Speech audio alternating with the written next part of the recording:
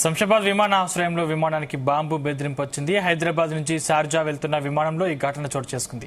ఫ్లైట్లోకి వెళ్లాక bomb ఉందంటూ ఓ ప్రయాణికుడు కేకలు వేశారు. అతడిని అదుపులోకి తీసుకుని విమానాశ్రయ సిబ్బంది తనిఖీ చేశారు. ఎలాంటి బాంబు లేదని పోలీసులు తేల్చారు.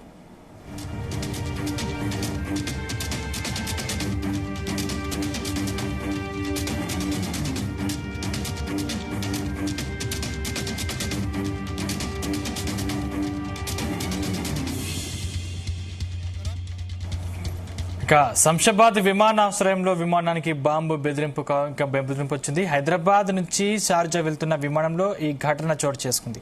ఫ్లైట్లోకి వెళ్లాక బాంబు ఉందంటూ ఓ ప్రయాణికుడు కేకలు వేశాడు. అతడిని అదుపులోకి తీసుకుని విమానాశ్రయ సిబ్బంది తనిఖీ చేశారు.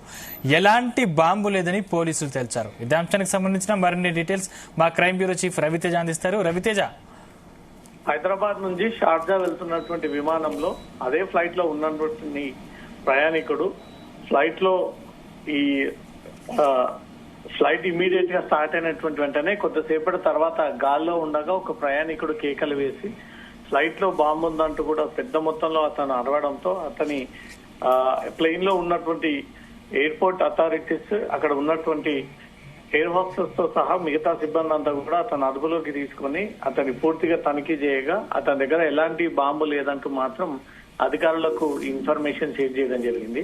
శంషాబాద్ ఎయిర్పోర్ట్ కి బాంబు బెదిరింపు రావడము, ఈ ఫ్లైట్ లో కూడా బాంబు ఉందంటూ కూడా తను ఈ రకంగా ఇవ్వడం వెనుక ఏదైనా రహస్యం దాగి ఉండవచ్చు అనే ఒక కోణంలో కూడా అతన్ని టేకాఫ్ అయినటువంటి వెంటనే, ల్యాండ్ అయినటువంటి వెంటనే అతన్ని ఎయిర్పోర్ట్ అథారిటీస్ కి, పోలీస్ సిబ్బందికి అతన్ని అప్పగించేటువంటి ఆలోచనలో ఉన్నట్టుగా తెలుస్తోంది. ఎందుకు వరుసగా శంషాబాద్ ఎయిర్పోర్ట్ ని టార్గెట్ గా చేసుకునే ఈ బాంబులు ఉన్నాయంటూ, ఫ్లైట్ పేలిపోతుందంటూ, ఎయిర్పోర్ట్ లో బాంబు పెట్టామంటూ కూడా గత కొన్ని రోజులుగా దేశవ్యాప్తంగా అన్ని ఎయిర్పోర్ట్లతో పాటు శంషాబాద్ ఎయిర్పోర్ట్ కు కూడా ఈ రకమైనటువంటి బెదిరింపు కాల్స్ ఎక్కువగా పెరిగిపోతా ఉన్నాయి. ఎప్పటికప్పుడు ఎయిర్పోర్ట్ అథారిటీస్, ఆర్జీఐఏ పోలీసులకు సమాచారం ఇస్తూనే ఉన్నారు, తనిఖీలు చేపడుతూనే ఉన్నారు.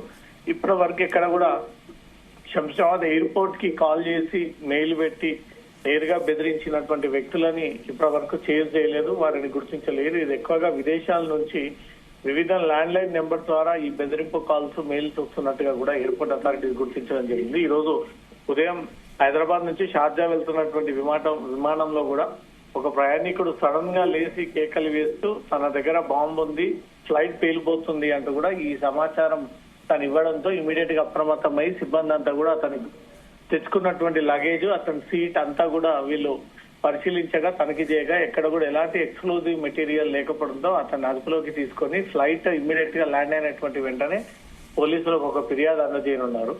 ఏదో కుట్ర ప్లాన్ చేయబోతా ఉన్నారు దేశవ్యాప్తంగా అనే దానికి కూడా ఈ ఒక్కటొక్కటిగా సీక్రెట్స్ అన్ని కూడా బయటకు వస్తా ఉన్నాయి. ఒకే నెంబర్ నుంచి అనేక శంషాబాద్ ఎయిర్పోర్ట్ తో పాటు వివిధ విమానాశ్రయాలకు ఈ రకమైనటువంటి కాల్స్ రావడంపై మాత్రం భారతదేశంలో ఏవైనా వీళ్ళు అలజడి క్రియేట్ చేయడానికి ప్రయత్నం చేస్తారో అన్న ఒక కోణంలో కూడా ఇప్పటికే ఎన్ఐఏతో పాటు ఇతర దర్యాప్తు బృందాలు సైతం ఈ ఫోన్ కాల్స్ కి సంబంధించినటువంటి ప్రత్యేక టీమ్స్ ఏర్పాటు చేసి ఏ దేశం కేంద్రంగా ఈ కాల్స్ తరచుగా చేస్తూనే ఉన్నారు, ఎలాంటి దురుద్దేశంతో ఈ కాల్స్ చేస్తా ఉన్నారు అనే దానిపై కూడా పూర్తి స్థాయిలో దీని విచారణ జరుపుతా ఉన్నారు. రవితేజ్, అంటే అతను ఎవరు? ప్రస్తుతం అతను పోలీసుల అదుపులో ఉన్నాడా? అంటే ఆయన విచారిస్తున్నారా? పోలీసులకు హ్యాండ్ ఓవర్ చేయాల్సి ఉంది.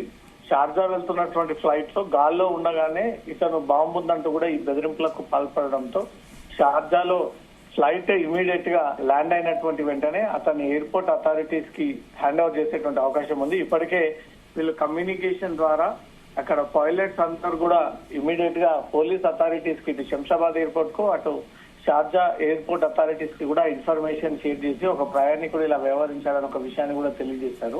ఫ్లైట్ ల్యాండ్ అయినటువంటి వెంటనే అతని పోలీసులకు హ్యాండ్ ఓవర్ చేస్తే ఎందుకు ఇలా భయభ్రాంతులకు గురి చేసే ప్రయత్నం చేశాడు, ఇతను ఏమైనా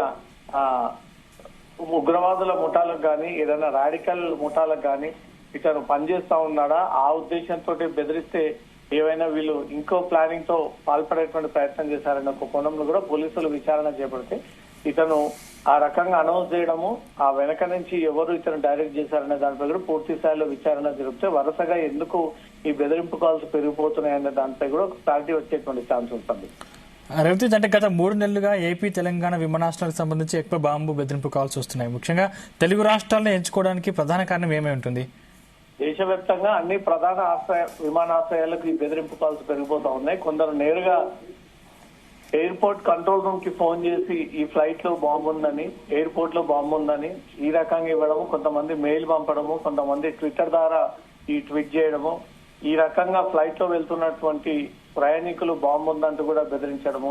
ఈ బెదిరింపు కాల్స్ తెలుగు రాష్ట్రాలతో పాటు దేశవ్యాప్తంగా అన్ని ప్రధాన విమానాశ్రయాలకు వరుసగా ఈ బాంబు బెదిరింపు కాల్స్ ఎక్కువనే నమోదవుతా ఉన్నాయి. పోలీసులు కూడా వీటిపైన కేసు నమోదు చేసి ఏవైనా ఉగ్రవాదుల ఉగ్ర సంస్థలు ఏదైనా భారతదేశంలో ఏదైనా అలజడి క్రియేట్ చేయడానికి ప్రయత్నం చేస్తా ఉన్నారా, ఏదైనా కుట్ర దాగి ఉందా వీటి వెనకాల అనే దానిపై కూడా వరుసగా దీనిపైన విచారణ జరుపుతా ఉన్నారు. కానీ ఇప్పటి వరకు ఎక్కడ కూడా వీరు బాంబు ఈ బెదిరింపు కాల్స్ కి సంబంధించి ఎక్కడి నుంచి కాల్స్ వస్తా ఉన్నాయి, ఎవరి ద్వారా వస్తా ఉన్నాయి, ఏ ఉద్దేశంతో చేస్తా ఉన్నారు, ఎందుకు పదే పదే ఈ బాంబు ఉన్నాయంటూ బెదిరింపులకు పాల్పడతా ఉన్నారన్న దానిపై కూడా విచారణ జరుపుతా ఉన్నారు. ఈ రోజు షార్జా ఫ్లైట్ వెళ్తూ ఉన్నటువంటి ప్రయాణికుడి వివరాలు పూర్తిగా డీప్ గా ఆరాధిస్తే అతని వెనక నుంచి ఆపరేట్ చేస్తున్నటువంటి వ్యక్తులు అనేది కూడా కనుగొనేటువంటి అవకాశం ఉంటుంది. కాబట్టి షార్జా అథారిటీస్ అతను అదుపులోకి తీసుకొని క్వశ్చన్ చేస్తే ఏదైనా క్లూ దొరికేటువంటి ఛాన్స్ ఉంటుంది.